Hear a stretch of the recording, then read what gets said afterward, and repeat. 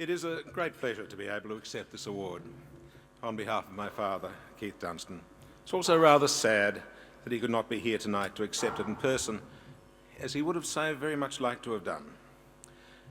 Keith died a month ago, aged 88. We discussed this event as it was approaching in tandem with his final illness.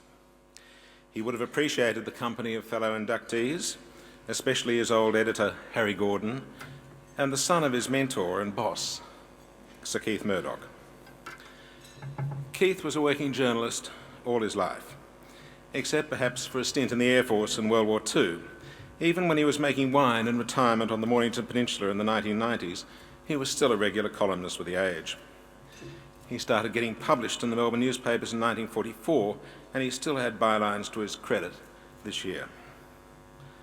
Those of us who are old enough to remember him as a Melbourne institution, writing a place in the Sun, in the Sun News Pictorial, for 27 years, from 1958 to 1985.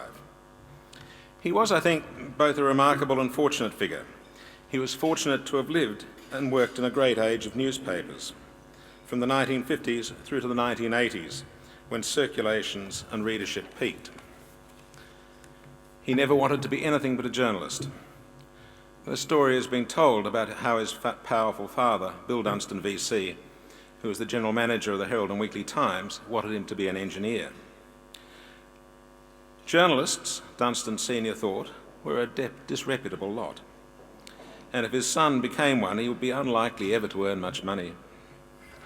In time, his father accepted his choice, and Keith long outlived any difficulties or benefits associated with being the boss's son. Quite early, he reflected on the craft of being a writer and how he might make something of it. He learned from others. Comics got him started. But later on, when he was given the job of writing day by day for the Courier Mail in Brisbane, he read the great newspaper columnists like San Francisco's legendary Herb Caen or the London Daily Mirror's Cassandra. He had his contemporaries as well, like the Herald's Bill Tipping, or his Sydney and Bulletin colleague, Ross Campbell, or the Perth Daily News columnist, Kerwin Ward. The daily columnist was the human and recognisable face in the paper that was so often a record of disaster and mayhem. Being a columnist had a special appeal, and they were a select band who swapped stories in an emergency. Lawrence Money has stolen my thunder about the Mayday story, but it's a true one. Introducing an early collection of Keith's journalism supporting a column, his friend and fellow columnist Bill Tipping quoted the legendary sports columnist of the New York Herald, Red Smith, who said that writing a daily column was the simplest thing in the world. All you have to do is saddle up at your typewriter every day, no matter where you are or where you've been the night before, and start tapping away, every word a drop of blood. And when you fill the space waiting there to be filled every day, as inevitable as death, you say to yourself, there goes another chip off the brain, Smith, but you've got to eat. Someday, some academic will write a good study of this heyday of Australian columnists and their journalism. Keith Dunstan will, I think, provide a fair bit of copy. My father had the knack of getting his readers to feel they were his friend, as his own friend Barry Humphries has observed. Whether it was the frequent self-deprecation, the gentle manner, or the alluring phrase, it was hard to tell. Keith Dunstan in life was as he was in his writings, a gentle, easygoing and witty man. He enjoyed life, had boyish enthusiasms, and appreciated and found delight in the enthusiasms of others. He was always alert to the prospect of a paragraph from family or friends or colleagues. If you had a new gadget or wine to sell, or there was a visiting celebrity in town, or an up-country tourist attraction to promote, he was your man. Posterity will remember him for his devotion to bicycling, through which he helped to influence the social habits and transport options of Melbourne. In this he led by example, good-humouredly riding off to work during a public transport strike from his suburban home in East Malvern in the early 1970s. He continued to do this when the trams and trains returned, often in his best gear, pitied and abused by the car-worshipping majority. When John Morgan, editor of The Sun, suggested he ride his bicycle across America for the nation's bicentennial in 1976, he and my mother did it. Incredible. His individualism had already been steeled, though by having ever so gently mocked Melburnians' obsession with their version of football, the Anti-Football League, which he and fellow journalist Douglas Wilkie founded.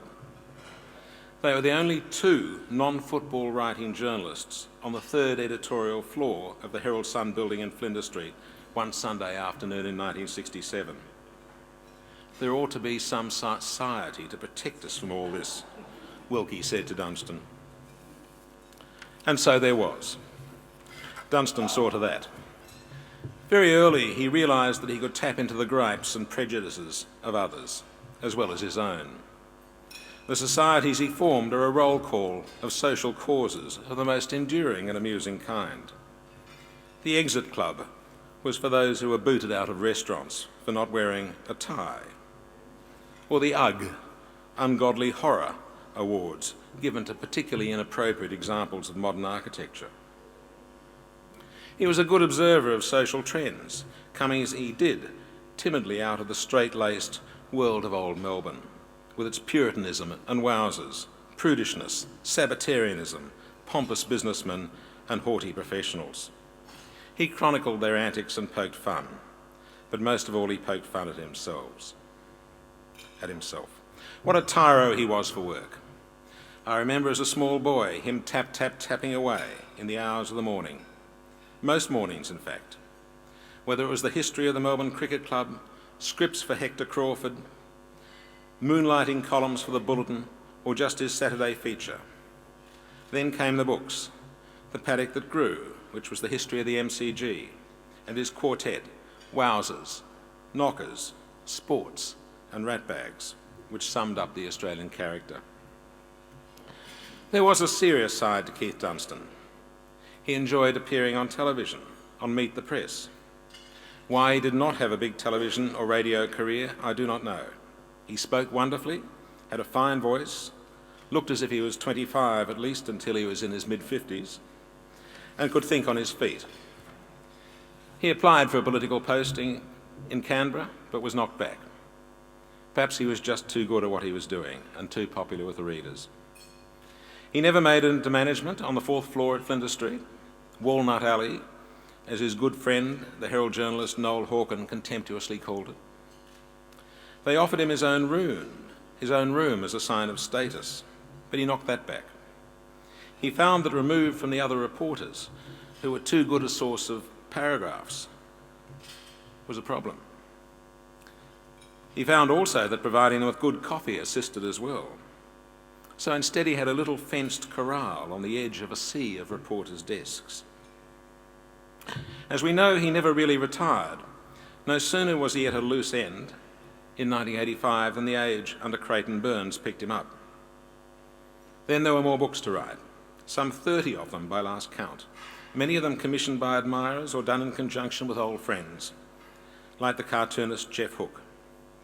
Then came the experiment with the Vineyard, and more autobiographies, including No Brains at All and the ones on drink and bicycling. While others of his profession drifted into public relations or academia, or God forbid, even worse, politics, Keith Dunstan never stopped writing. His was a writing life, sustained by newspapers and journalism, which craft he mastered early and understood well. He was especially pleased to know in the last weeks of his life that he would be so honoured by his friends, colleagues and peers in this profession and in this way. And for this I pass on his thanks and those of his family as well.